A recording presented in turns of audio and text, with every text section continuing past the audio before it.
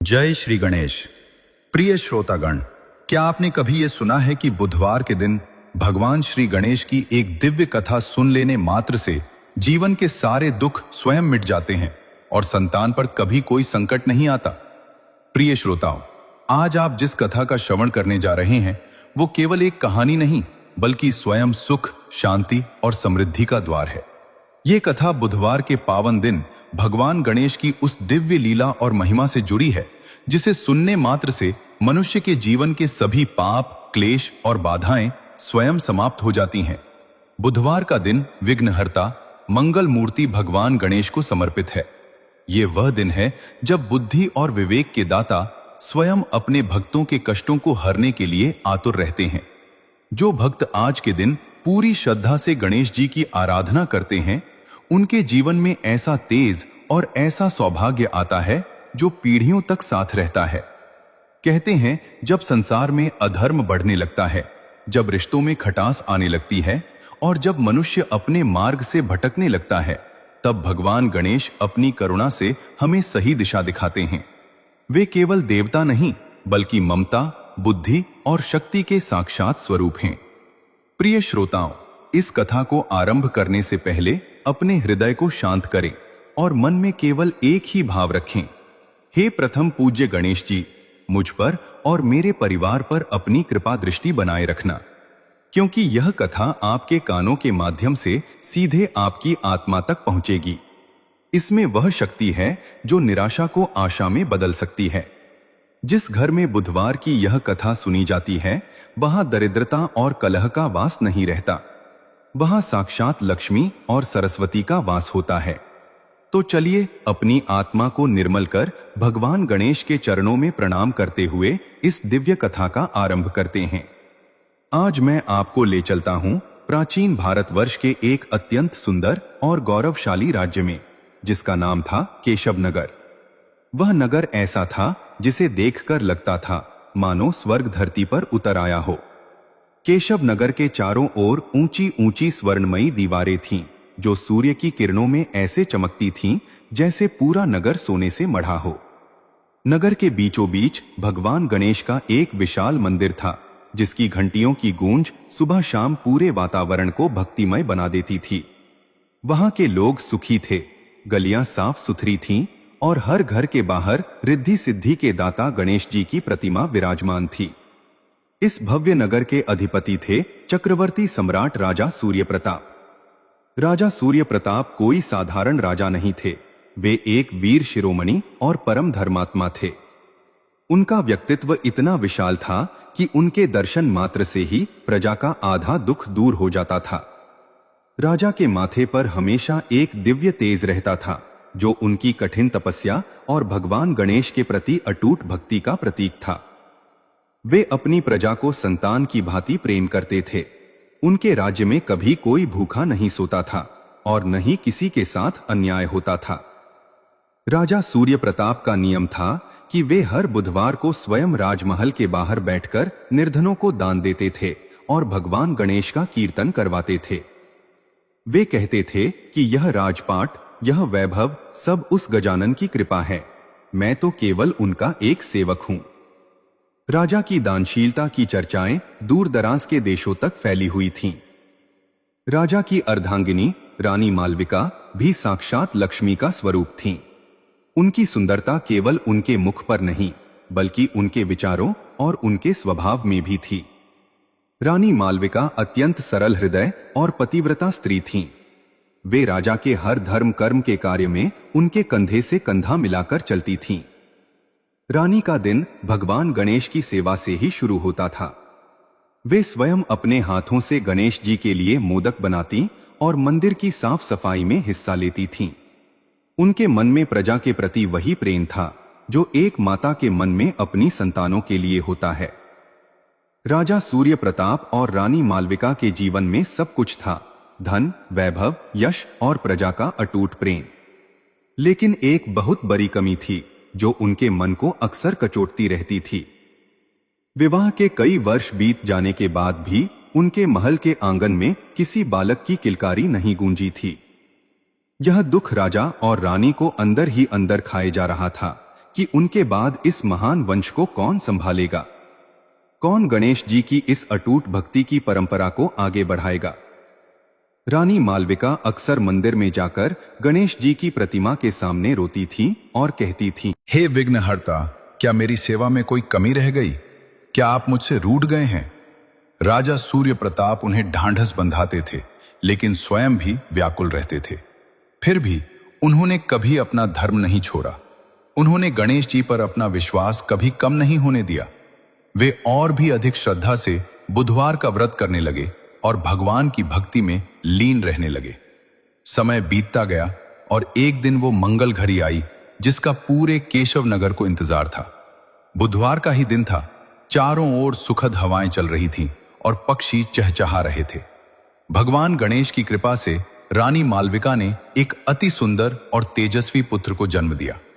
जैसे ही यह शुभ समाचार पूरे नगर में फैला, प्रजा खुशी से झूम उठी। राजा सूर्य प्रताप की आंखों से खुशी के आंसू बहने लगे। उन्होंने उसी क्षण घोषणा की कि यह बालक स्वयं भगवान गणेश का आशीर्वाद है। उस बालक का नाम रखा गया सिद्धार्थ। राजकुमार सिद्धार्थ बचपन से ही अत्यंत विलक्षण प्रतिभा के धनी थे। उनके चेहरे पर वह सात्विक चमक थी जो केवल दिव्य आत्माओं में होती है। सिद्धार्थ जैसे जैसे बड़े होने लगे, उनकी सुंदरता और उनके संस्कारों की चर्चा हर तरफ होने लगी। राजा और रानी ने उन्हें शस्त्रों की शिक्षा के साथ साथ शास्त्रों और भक्ति की शिक्षा भी दी। सिद्धार्थ अपने पिता की तरह ही गणेश जी के अनन्य भक्त बने। वे अक्सर अपने माता पिता के साथ मंदिर में घंटों बैठकर गणेश वंदना करते थे। केशव नगर अब खुशियों से सराबोर था। राजा और रानी को लगता था कि उनका जीवन सफल हो गया है। राजकुमार सिद्धार्थ युवा हुए और उनके पराक्रम की गाथाएं चारों दिशाओं में फैल गईं। राजा सूर्य प्रताप ने अब विचार किया कि सिद्धार्थ का विवाह कर देना चाहिए ताकि राज्य को एक योग्य रानी और उनके वंश को विस्तार मिल सके। विवाह के लिए राजा ने अपने सबसे बुद्धिमान मंत्रियों और चतुर सिपाहियों को दूर देशों की राजकन्याओं को देखने के लिए भेजा। राजा की इच्छा थी कि बहू केवल सुंदर ही नहीं बल्कि संस्कारी और भगवान की भक्त भी हो।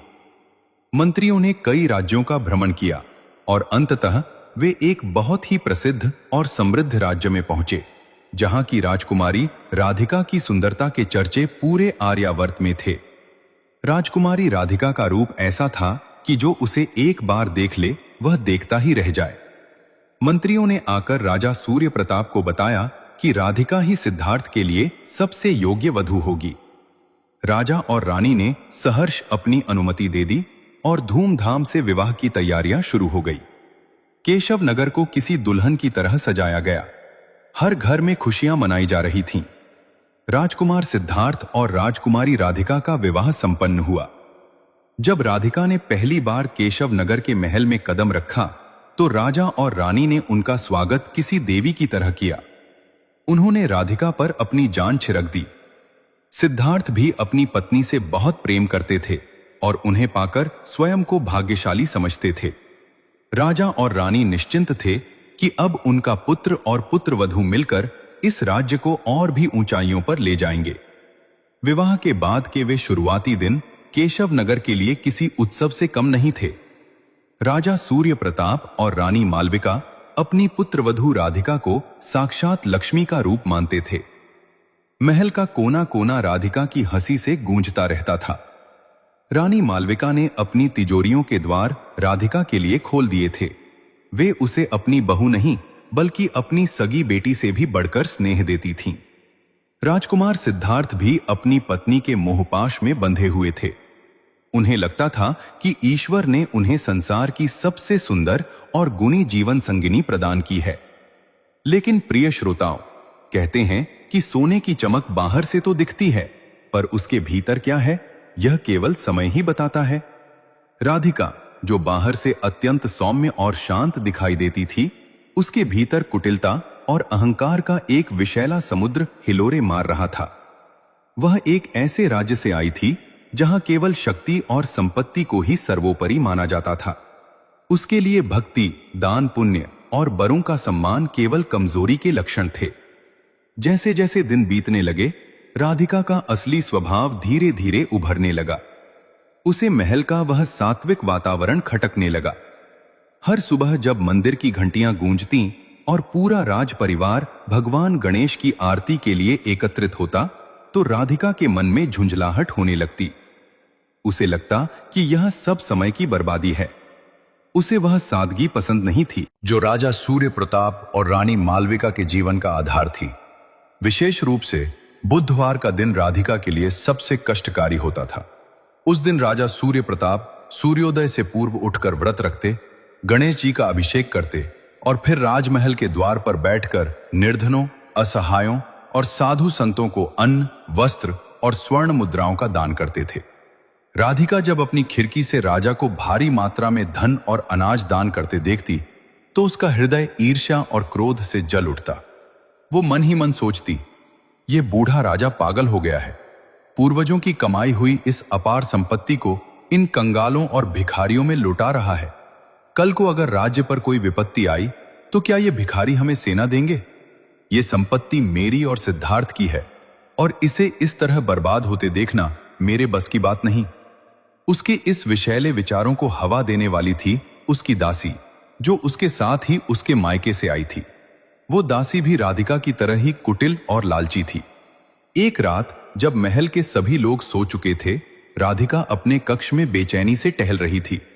तभी उसकी दासी वहां आई और धीरे से बोली, राजकुमारी, आप शांत क्यों हैं? क्या आप देख नहीं रही हैं कि आपकी आंखों के सामने यह वैभव कैसे धूल में मिलाया जा रहा है? रानी मालविका आपको गहने तो देती हैं, लेकिन असली सत्ता तो अभी भी उनके पास है। और राजकुमार सिद्धार्थ, वे तो अपने पिता के चरणों की धूल बने हुए हैं। दासी की बातों ने राधिका के क्रोध की अग्नि में घी का काम किया। राधिका की आंखें नफरत से चमक उठीं। उसने मुट्ठियां भींचते हुए कहा, तुम ठीक कहती हो। मुझे इस महल की इस भक्ति से घृणा होने लगी है। हर समय गणेश गणेश। क्या पत्थर की मूर्ति हमें खाना खिलाती है? क्या वह हमें सुरक्षा देती है? सिद्धार्थ को देखो, वे भी उसी ढर्रे पर चल रहे हैं। अगर यही हाल रहा तो जब हम राजा रानी बनेंगे तब तक खजाना खाली हो चुका होगा। दासी ने कुटिल मुस्कान के साथ कहा, तो फिर कुछ कीजिए राजकुमारी। जब तक राजा सूर्य प्रताप और रानी मालविका इस सिंहासन पर बैठे हैं, आप केवल एक कठपुतली बनी रहेंगी। आपको कुछ ऐसा करना होगा कि राजा का मन प्रजा से और सिद्धार्थ का मन अपने माता पिता से हट जाए। आपको इस महल की जरों को हिलाना होगा। यहीं से शुरू हुआ षड्यंत्रों का वह काला अध्याय जिसने केशव नगर की सुख शांति को ग्रहण लगा दिया। राधिका ने अब दोहरी चाल चलना शुरू किया। सबके सामने वह अत्यंत आज्ञाकारी और धार्मिक होने का ढोंग करती, लेकिन पीठ पीछे वह जहर घोलने का कोई मौका नहीं छोड़ती थी।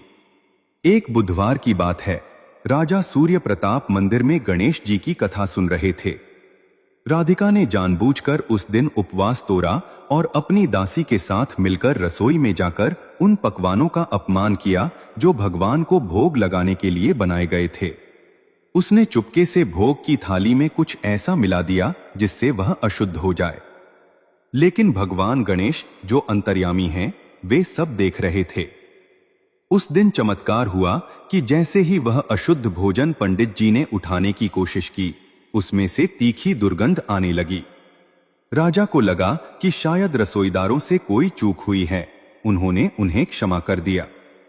लेकिन राधिका रुकी नहीं। अब उसने सिद्धार्थ के कान भरने शुरू किए। वह सिद्धार्थ से कहती, स्वामी, क्या आपको नहीं लगता कि पिताजी अब वृद्ध हो गए हैं? उनकी बुद्धि अब धर्म कर्म में ज्यादा और राजकाज में कम लगती है। देखिए कैसे पड़ोसी राज्य हमारी सीमाओं पर नजर गराए बैठे हैं और पिताजी हैं कि दान देने में व्यस्त हैं। मुझे आपकी चिंता होती है। आपके भविष्य का क्या होगा? सिद्धार्थ, जो स्वभाव से सरल थे, पहले तो इन बातों पर ध्यान नहीं देते थे। वे कहते, प्रिय पिताजी, जो कर रहे हैं वही धर्म है। भगवान गणेश की कृपा से ही हमारे पास यह सब है। लेकिन जब बार बार एक ही बात कही जाए तो पत्थर पर भी निशान पर जाते हैं। राधिका की मीठी बातों और झूठी चिंताओं ने धीरे धीरे सिद्धार्थ के मन में संदेह का बीज बोना शुरू कर दिया। राधिका और उसकी दासी अब रातों को गुप्त सभाएं करने लगीं। उन्होंने महल के कुछ असंतुष्ट कर्मचारियों को अपनी ओर मिला लिया। राधिका का मुख्य लक्ष्य था राजा सूर्य प्रताप की उस अटूट छवि को खंडित करना जिसे पूरी प्रजा पूजती थी। वह चाहती थी कि प्रजा राजा के खिलाफ हो जाए और राजा को लगे कि उनकी भक्ति का उन्हें कोई फल नहीं मिल रहा। प्रिय श्रोताओं, केशव नगर की उन सुनहरी दीवारों पर अब षड्यंत्र के काले बादल इतनी गहराई से मंडराने लगे थे कि उनकी छाया में धर्म और सत्य का सूरज डूबता हुआ सा प्रतीत हो रहा था। राधिका की कुटिलता अब केवल विचारों तक सीमित नहीं थी, उसने इसे एक भयानक वास्तविकता का रूप देना शुरू कर दिया था। वो जानती थी कि जब तक राजा सूर्य प्रताप की प्रजा उनके साथ है और जब तक राजकुमार सिद्धार्थ अपने पिता के चरणों में शीश नवाते हैं, तब तक उसकी सत्ता की भूख कभी शांत नहीं होगी। एक रात जब पूरा नगर गहरी निद्रा में लीन था और केवल पहरेदारों के कदमों की आहट ही सुनाई दे रही थी, राधिका ने अपनी दासी के साथ मिलकर एक अत्यंत नीच योजना को अंजाम दिया। उसने राजमहल की उस गुप्त तिजोरी की चाबियां हासिल कर ली थीं, जहां पूर्वजों का दिया हुआ वो बेशकीमती रत्न गणेश मणि रखा हुआ था। ये मणि केवल एक आभूषण नहीं थी, बल्कि केशव नगर की सुख समृद्धि का प्रतीक और भगवान गणेश का आशीर्वाद मानी जाती थी। मान्यता थी कि जब तक ये मणि महल में है, तब तक राज्य पर कोई आंच नहीं आ सकती। राधिका ने उस दिव्य मणि को वहां से हटा दिया और उसकी जगह एक साधारण चमकता हुआ कांच का टुकड़ा रख दिया। उसने उस मणि को अपनी दासी के माध्यम से राज्य के बाहर एक ऐसे स्थान पर छुपा दिया जहां से उसे ढूंढ पाना नामुमकिन था। लेकिन उसका उद्देश्य केवल चोरी करना नहीं था, उसका उद्देश्य तो राजा के चरित्र पर कालिख पोतना था। अगले दिन बुधवार था।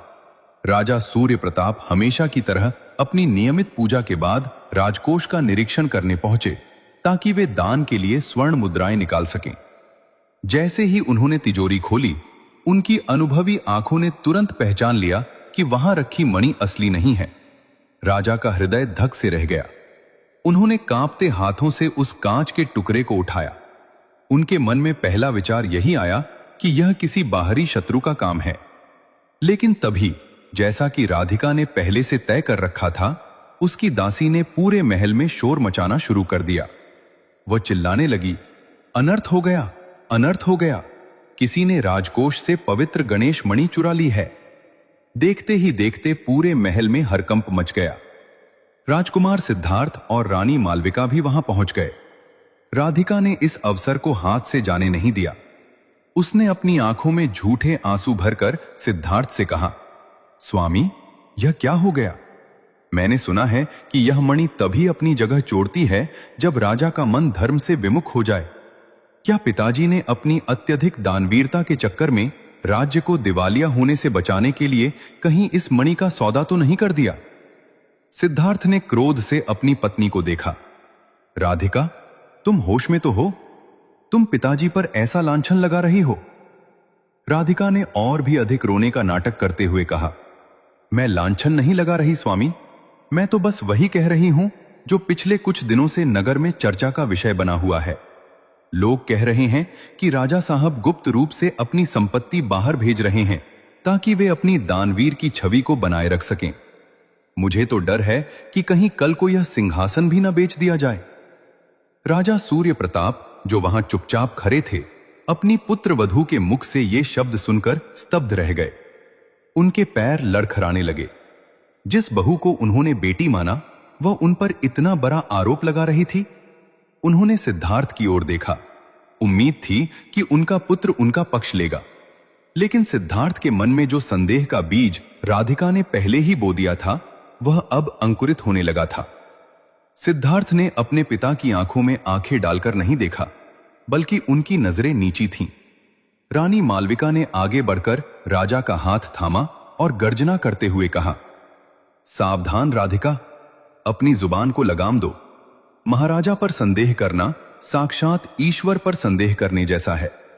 और सिद्धार्थ, तुम चुप क्यों हो? क्या तुम्हें अपने पिता के चरित्र पर भरोसा नहीं? सिद्धार्थ ने करवाहट भरे स्वर में कहा, माताजी, भरोसा तो था, लेकिन यह मणि गायब कैसे हुई? और अगर यह चोरी हुई है तो केवल वही व्यक्ति इसे निकाल सकता था जिसके पास इसकी गुप्त चाबी की जानकारी हो, और वह जानकारी केवल पिताजी के पास है। यह सुनकर राजा सूर्य प्रताप का हृदय टूट गया। उनके अपने ही पुत्र ने उन पर विश्वास नहीं किया। राजा ने धीमी आवाज में कहा, पुत्र, अगर तुम्हें लगता है कि मैंने यह किया है तो मैं आज ही इस सिंहासन का त्याग करने को तैयार हूं। मुझे संपत्ति का मोह नहीं है, मुझे केवल भगवान गणेश के आशीर्वाद और तुम्हारी खुशी की चिंता है। राधिका ने पीछे से दासी को इशारा किया। दासी ने तुरंत एक नया शिगुफा छोड़ दिया। उसने कहा कि उसने कल रात राजा को राजमहल के पिछले द्वार से किसी अजनबी व्यक्ति को एक पोटली सौंपते देखा था। यह सरासर झूठ था, लेकिन उस समय के तनावपूर्ण वातावरण में इसने आग में घी का काम किया। सिद्धार्थ का संयम टूट गया। उसने राजा से कहा, पिताजी, जब तक इस मणि का रहस्य नहीं सुलझ जाता तब तक आपको राजकाज से दूर रहना होगा। मैं नहीं चाहता कि प्रजा को लगे कि उनका राजा ही चोर है। राजा सूर्य प्रताप की आंखों से अश्रुधारा बह निकली। उन्होंने कुछ नहीं कहा, बस चुपचाप अपना मुकुट उतारा और उसे भगवान गणेश की प्रतिमा के चरणों में रख दिया। रानी मालविका फूट फूट कर रोने लगी।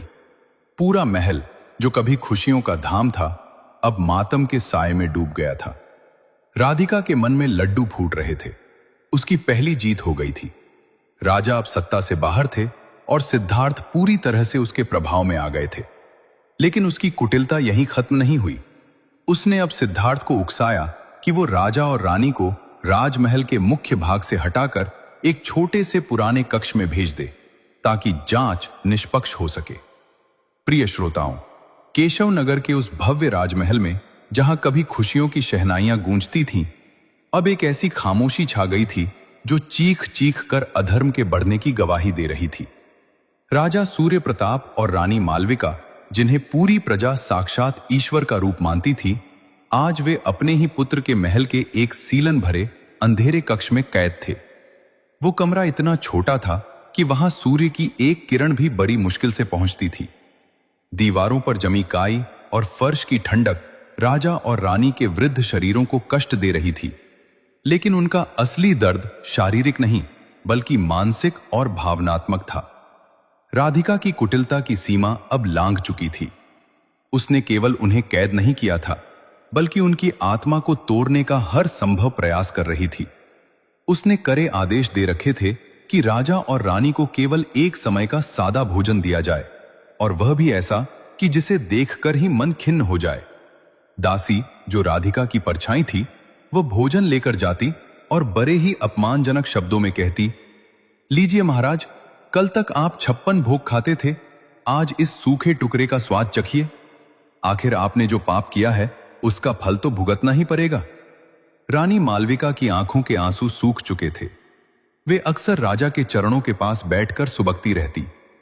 एक दिन उन्होंने सिसकते हुए कहा, स्वामी, क्या हमारे संस्कार इतने कमजोर थे कि हमारा अपना लहू ही हमें नहीं पहचान पाया?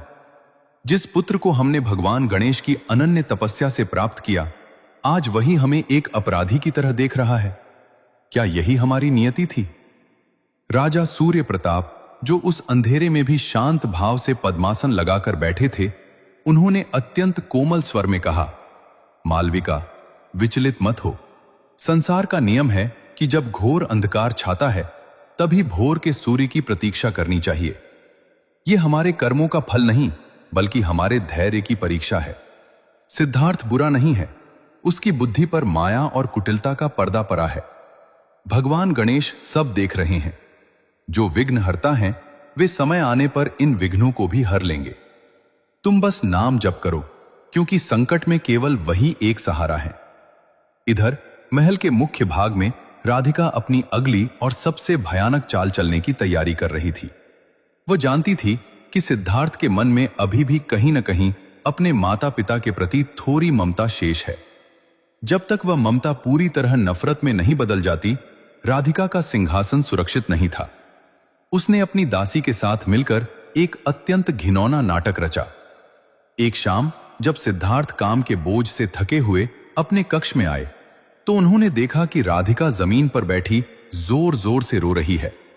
उसके कपड़े फटे हुए थे और उसके चेहरे पर घबराहट थी।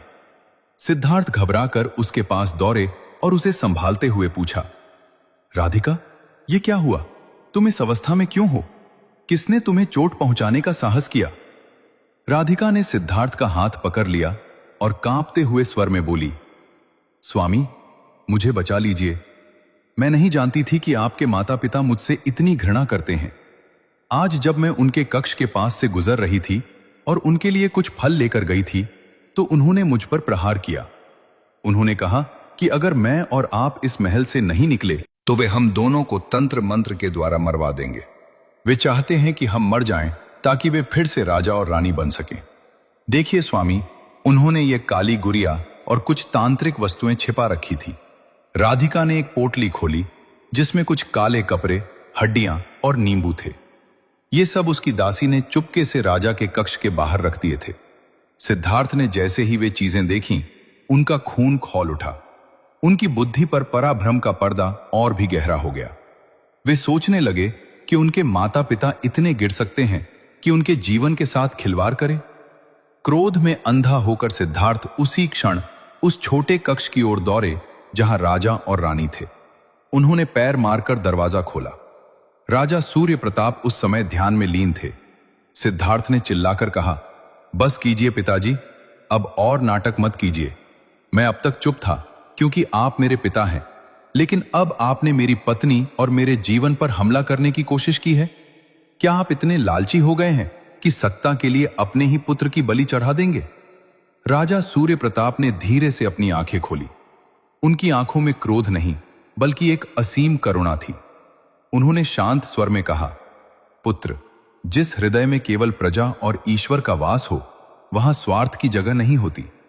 तुम जिसे सत्य मान रहे हो वह केवल एक भ्रम है। हमने कभी तुम्हारे अहित की कल्पना भी नहीं की। सिद्धार्थ ने चीख कर कहा, झूठ! ये तांत्रिक वस्तुएं आपके द्वार पर क्या कर रही थीं? राधिका के साथ बदसलूकी क्यों की गई?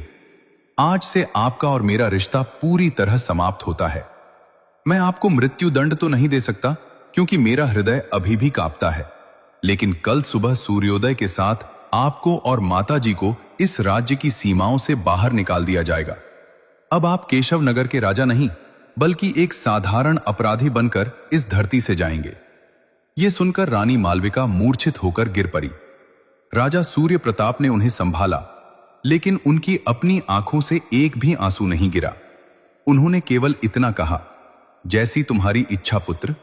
अगर तुम्हें लगता है कि हमारे जाने से तुम्हें सुख मिलेगा तो हम अवश्य चले जाएंगे, लेकिन याद रखना, भगवान गणेश के दरबार में न्याय कभी अधूरा नहीं रहता। पूरी रात राजा और रानी ने जागकर बिताई। राजा ने पूरी रात गणेश मंत्र का जाप किया। उधर राधिका और उसकी दासी जश्न मना रही थीं। उन्हें लग रहा था कि उनकी राह का सबसे बड़ा कांटा अब दूर हो गया है। राधिका ने मन ही मन सोचा, कल सुबह जब ये यहां से निकलेंगे तो मैं इस महल की एकमात्र स्वामिनी बनूंगी। कोई टोकने वाला नहीं होगा, कोई दान पुण्य की बात नहीं करेगा। अगले दिन की सुबह केशव नगर के लिए एक अत्यंत दुखद सुबह थी। नगर के द्वार पर भारी भीड़ जमा थी। जब प्रजा ने देखा कि उनके वृद्ध राजा और रानी को फटे हाल में बिना किसी रथ या सुरक्षा के राज्य से बाहर निकाला जा रहा है तो हर आंख नम थी। लेकिन राजकुमार के सैनिकों के डर से कोई कुछ बोल नहीं पा रहा था।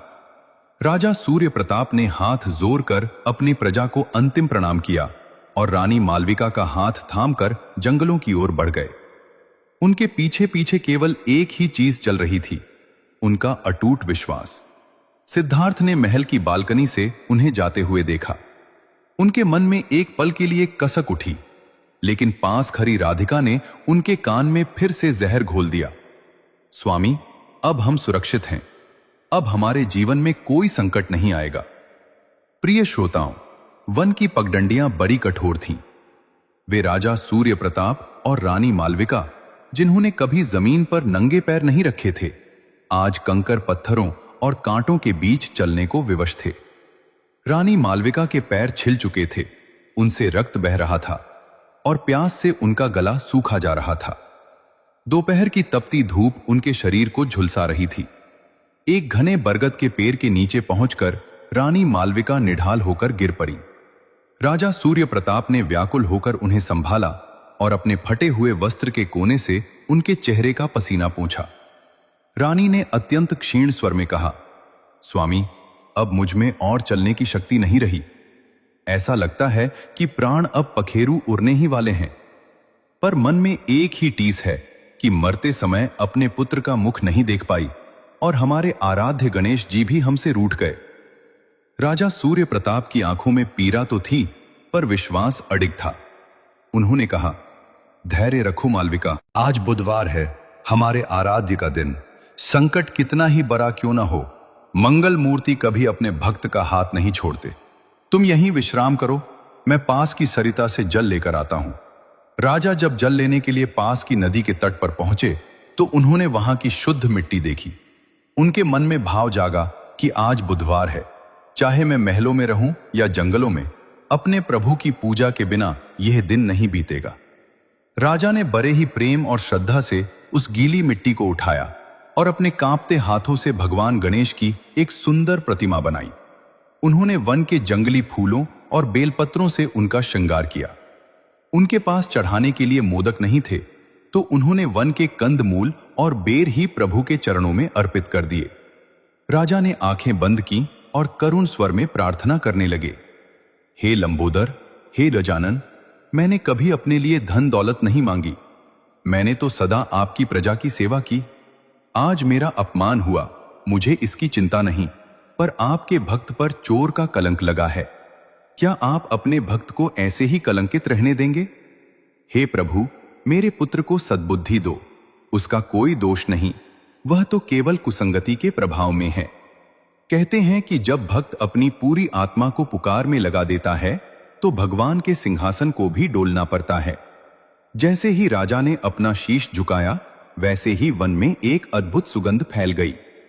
अचानक नदी का जल शांत हो गया और उस मिट्टी की प्रतिमा से एक दिव्य प्रकाश पुंज निकला। इधर केशव नगर में स्थिति भयावह होती जा रही थी।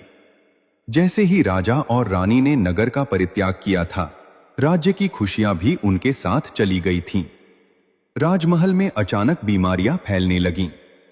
जो अश्व और हाथी कभी शान से चलते थे, वे बिना कारण दम तोड़ने लगे।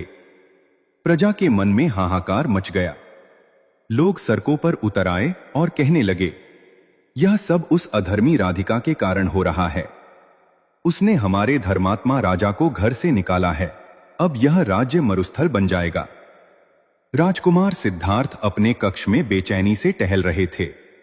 उनका मन उन्हें धिक्कार रहा था।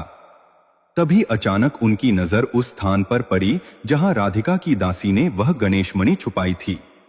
दरअसल राधिका ने उस मणि को एक पुराने संदूक के नीचे दबाया था।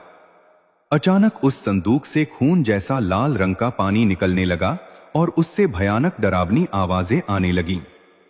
सिद्धार्थ भयभीत होकर उस ओर बढ़े और जैसे ही उन्होंने वह संदूक हटाया, उनकी आंखें फटी की फटी रह गई। वहां वही पवित्र गणेश मणि पड़ी थी जिसे चोरी करने का आरोप उन्होंने अपने पिता पर लगाया था।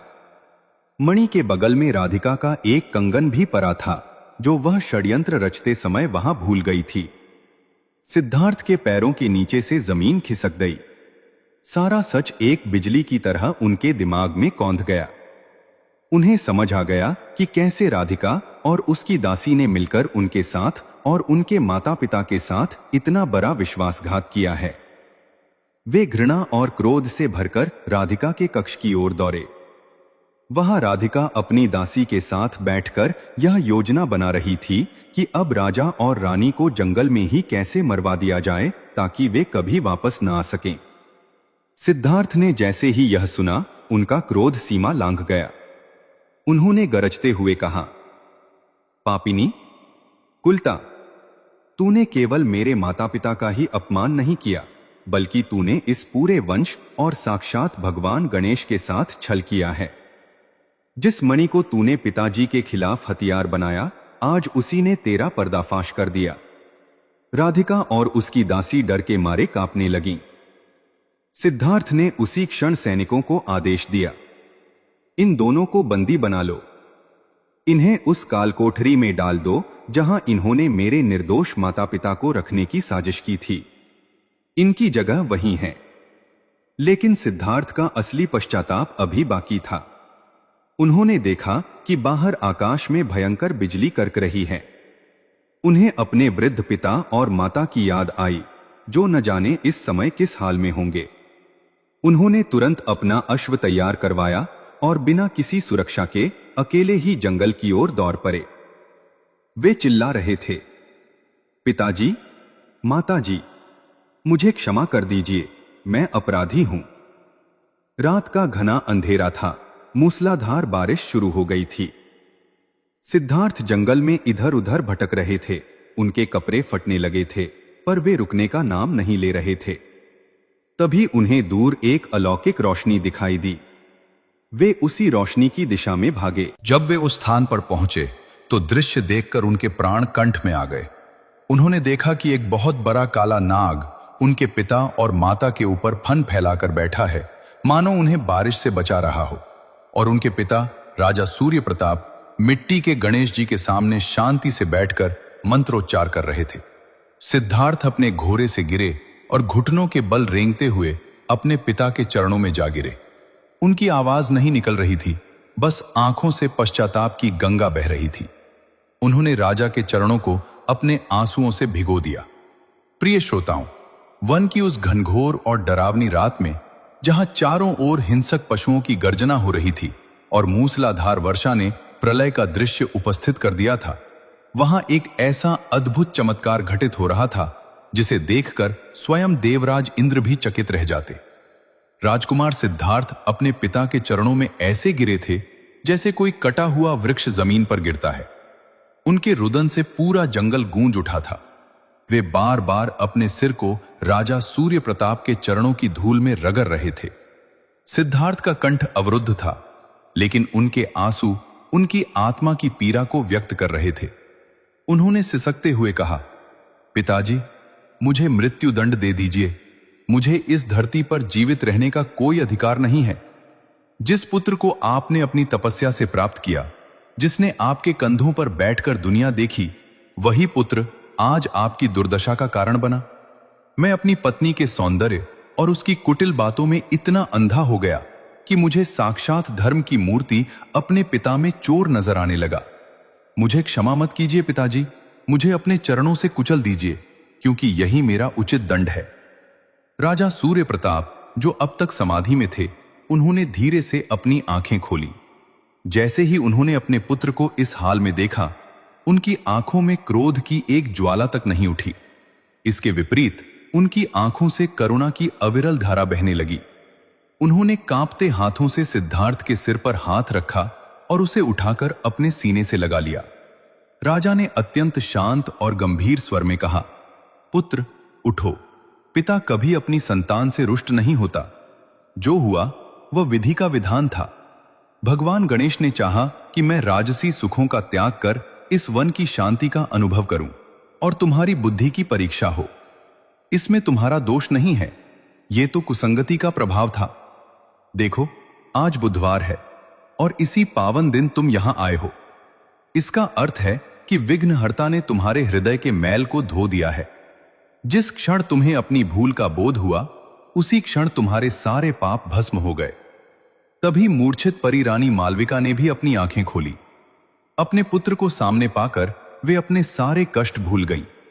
उन्होंने सिद्धार्थ का माथा चूमा और उसे अपने आंचल में छिपा लिया। वो दृश्य इतना मार्मिक था कि वहां खड़ा वो भयानक नाग भी अपना फन सिकोड़ कर पीछे हट गया और अचानक एक दिव्य प्रकाश ने विलीन हो गया। उसी क्षण मिट्टी की वह छोटी सी प्रतिमा, जिसे राजा सूर्य प्रताप ने बनाया था, वह सूर्य के समान चमकने लगी। पूरा जंगल एक अलौकिक सुगंध से भर गया। अचानक मूसलाधार वर्षा थम गई और बादलों के बीच से भगवान गणेश का वह दिव्य स्वरूप प्रकट हुआ, जिसका वर्णन वेदों और पुराणों में मिलता है। विशाल मस्तक, लंबी सूंड, 4 भुजाएं और आंखों में त्रैलोक्य की करुणा। साक्षात भगवान गणेश ने मधुर वाणी में कहा, पुत्र सूर्य प्रताप, तुम्हारी भक्ति और धैर्य ने आज एक नया इतिहास रचा है। जिस मनुष्य पर कलंक लगता है, वह अक्सर टूट जाता है या क्रोधित हो जाता है, पर तुमने अपने अपमान को भी मेरी इच्छा मानकर स्वीकार किया। और सिद्धार्थ, तुमने अपना पश्चाताप करके यह सिद्ध कर दिया कि तुम्हारे भीतर अभी भी धर्म का अंश जीवित है। जाओ, आज बुधवार के इस पावन दिन मैं तुम्हें आशीर्वाद देता हूं कि तुम्हारा राज्य फिर से खुशियों से भर जाएगा।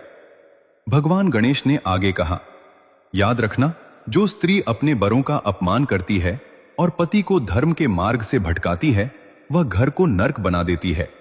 राधिका को उसके कर्मों का फल मिल चुका है। अब तुम जाकर केशव नगर का उद्धार करो। इतना कहकर भगवान अंतर्ध्यान हो गए। सिद्धार्थ ने अपने पिता और माता के पैर छुए और उन्हें ससम्मान अपने घोड़े पर बैठाया। वे स्वयं पैदल चलते हुए घोड़े की लगाम थामकर नगर की ओर बढ़ने लगे।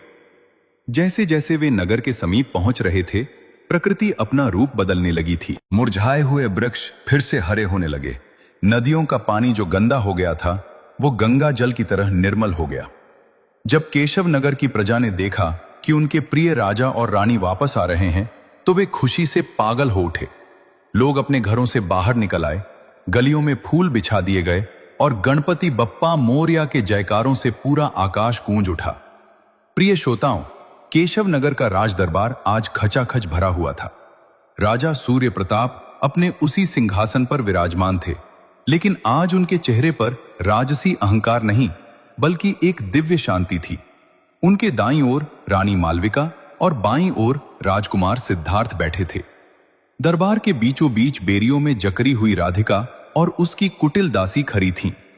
पूरे नगर की जनता बाहर इकट्ठा थी। सबकी आंखों में उन दोनों के लिए घृणा और क्रोध था। सिद्धार्थ ने तलवार की मूठ पर हाथ रखते हुए कहा, पिताजी, आज न्याय की घड़ी है। इस स्त्री ने न केवल आपके मान सम्मान को धूल में मिलाया, बल्कि भगवान गणेश के पवित्र विग्रह और मणि का भी अपमान किया। इसने एक पुत्र को उसके माता पिता का शत्रु बना दिया। ऐसी कुलटा और अपराधी स्त्री के लिए मृत्युदंड भी कम है। आदेश दीजिए पिताजी, मैं स्वयं इसका अंत करूंगा। पूरा दरबार मृत्युदंड मृत्युदंड के नारों से गूंज उठा। राधिका, जिसका अहंकार अब पूरी तरह टूट चुका था, वह थर-थर कांप रही थी। उसकी सुंदरता मानो गायब हो गई थी और उसका चेहरा किसी भयानक छाया की तरह काला पड़ गया था। उसने कांपते हुए स्वर में कहा, महाराज, मुझे क्षमा कर दीजिए, मैं अपनी बुद्धि खो बैठी थी। राजा सूर्य प्रताप ने अपना हाथ उठाकर सबको शांत किया।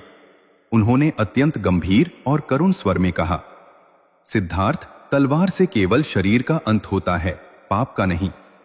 और राधिका, तुमने जो किया वह केवल मेरा अपमान नहीं था, वह उस विश्वास का अपमान था जो एक परिवार की नींव होता है। लेकिन याद रखो, जो व्यक्ति भगवान गणेश की शरण में आए हुए भक्त को कष्ट देता है, उसका दंड मनुष्य नहीं, स्वयं विधाता तय करते हैं। तभी एक भयानक गर्जना हुई। राजदरबार में रखी भगवान गणेश की प्रतिमा से एक तेज प्रकाश निकला। राधिका चीखने लगी, बचाओ, मुझे बचाओ, आग, मेरे चारों ओर आग है। लेकिन वहां कोई आग नहीं थी। यह उसके भीतर के पापों की ज्वाला थी जो उसे जला रही थी। अचानक उसकी आवाज बंद हो गई। वह बोल नहीं पा रही थी। उसकी दासी भी उसी क्षण पागल होकर इधर उधर भागने लगी। राजा सूर्य प्रताप ने कहा, सिद्धार्थ, इनका दंड यही है कि इन्हें जीवित रखा जाए ताकि ये अपने किए पर पछता सकें। इन्हें नगर से दूर एक निर्जन स्थान पर भेज दिया जाए, जहां ये केवल ईश्वर की सेवा करें और अपने पापों का प्रायश्चित करें। मृत्यु तो इनके लिए एक मुक्ति होगी। इन्हें अपने कर्मों का फल हर पल भोगना होगा। प्रिय श्रोताओं, राधिका और उसकी दासी को राज्य से निर्वासित कर दिया गया। लेकिन यह कथा यहीं समाप्त नहीं होती। राजा सूर्य प्रताप ने उस दिन पूरे केशव नगर में एक उत्सव का आयोजन किया। वह बुधवार का ही दिन था। उन्होंने फिर से उसी गणेश मणि को उसके स्थान पर स्थापित किया।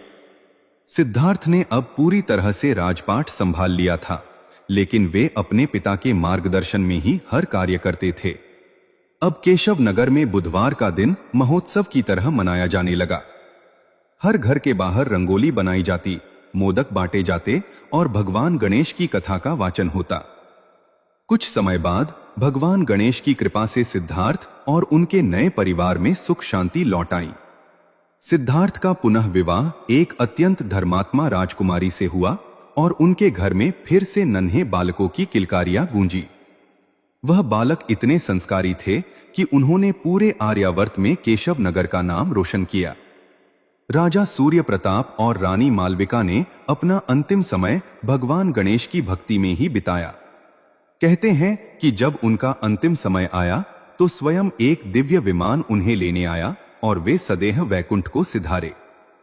प्रिय श्रोताओं, यह कथा हमें सिखाता है कि जीवन में चाहे कितने ही बड़े संकट क्यों न आए, चाहे अपने ही आपके खिलाफ क्यों न हो जाएं, लेकिन अगर आपका विश्वास विघ्नहर्ता पर अडिग है तो संसार की कोई भी शक्ति आपको पराजित नहीं कर सकती।